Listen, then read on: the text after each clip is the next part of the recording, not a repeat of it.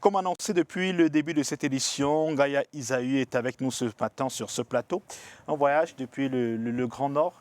Bonjour, bienvenue. Merci, bonjour. Très heureux de vous avoir ce matin. J'espère que vous allez bien. Oui, je vais très bien. Comment se porte le septentrion? Le septentrion va très bien.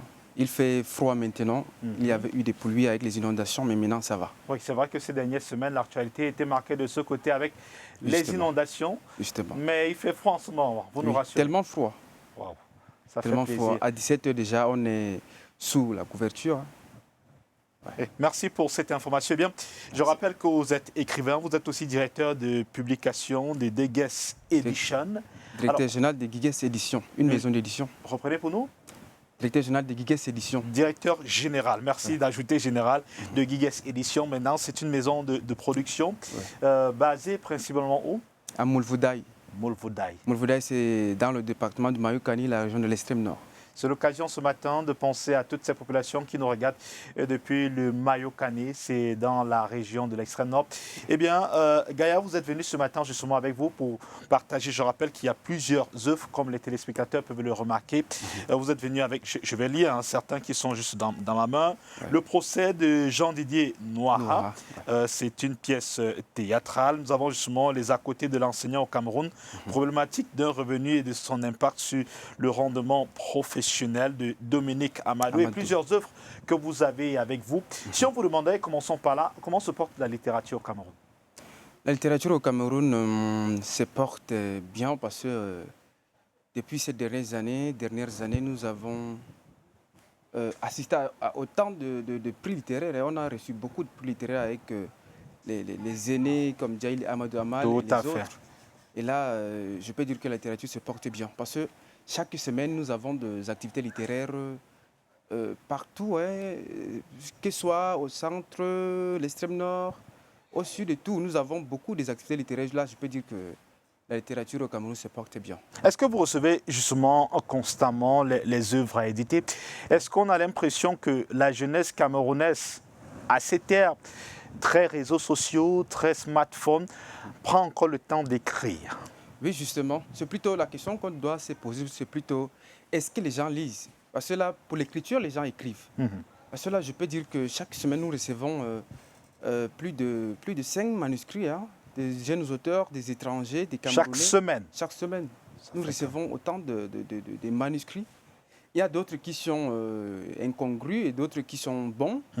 Là, nous choisissons et d'autres, nous les renvoyons de retravailler et nous revenir après. Donc, nous recevons autant de manuscrits, les Camerounais écrivent.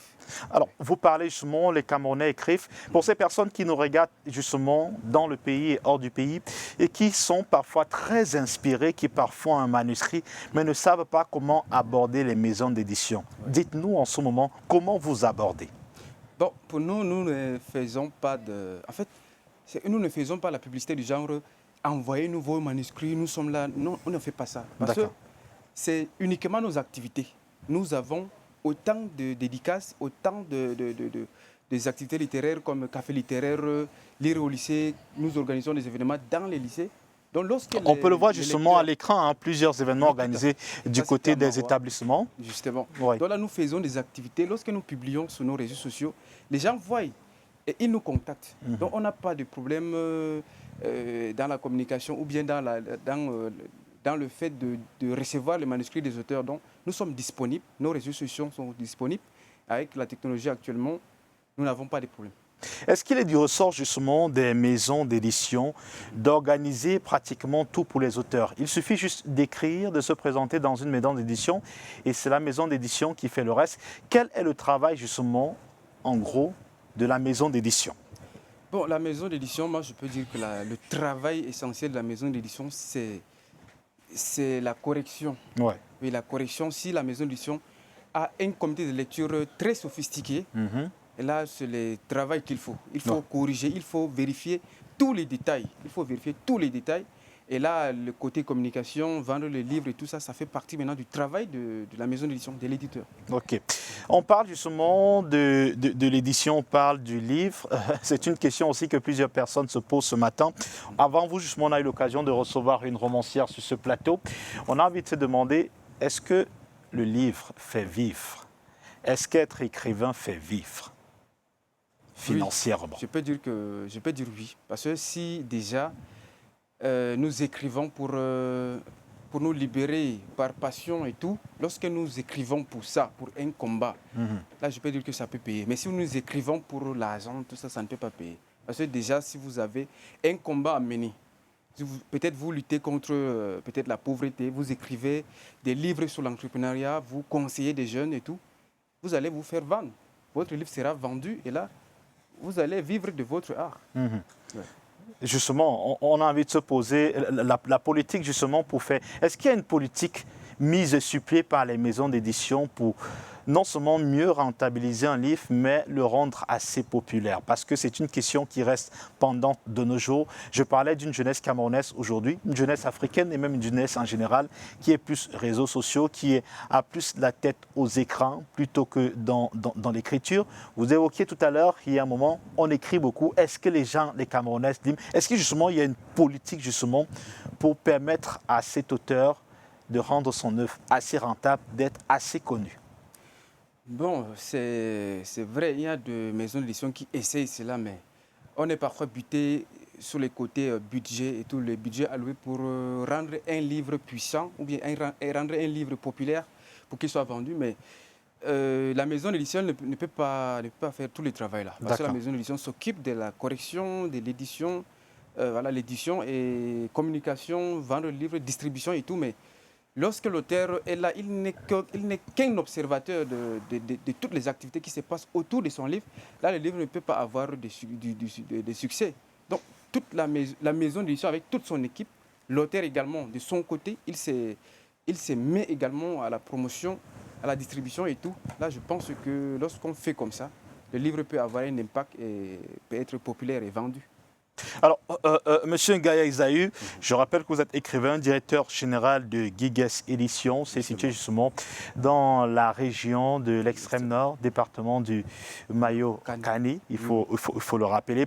Pour ces jeunes écrivains qui nous regardent en ce moment sur les antennes de la CRTV, partout au monde, j'aimerais penser principalement à cette population du Septentrion, bourrée d'une telle intelligence, d'une telle créativité, qui voudrait contacter justement la maison Guigues Éditions pour ce travail parce qu'ils ont compris désormais ce qu'ils doivent faire ou justement lorsqu'on a une idée, ce que la maison d'édition peut faire, comment vous contacter, comment procéder justement, comment vous contacter. Bon, là, directement à travers les réseaux sociaux, WhatsApp, Facebook, Twitter, Instagram et tout, vous pouvez uniquement chercher Guigues Édition, Guigues avec 2 S. D'accord, on peut appeler le mot pour les nombreux téléspectateurs Guigues. Guigues. Oui. Épelé. Ok. G-U-I-S, 2 S plutôt. Ok. Plutôt, voilà. G-U-I-G-U-E, 2 S. 2 S. Guigues. Voilà. Édition. Édition avec S. Et là, également par WhatsApp, vous pouvez nous contacter. Vous pouvez peut-être m'écrire directement à travers le numéro 695 62 3027. 3027. On peut reprendre, s'il vous plaît. Disponible par mail. Guigues Édition toujours, Guigues avec DSS Édition avec S également, @gmail.com. Le site internet également est disponible, guiguesédition.com. Alors, certainement sur les réseaux sociaux, Facebook, oui. Facebook, Twitter, Instagram et tout le reste. D'accord, ça fait plaisir. Alors, j'aimerais justement peut-être sortir par là avec vous. Et quel est le plus jeune auteur et certainement son âge que vous avez édité? Bon, je pense que le livre même est là. Elle s'appelle Tchakem Ngoufak Fortune. Elle est née le 10 octobre 2009 à Garoua. 2009, vous dites? 2009 à Garoua. Son livre, c'est une pièce théâtrale.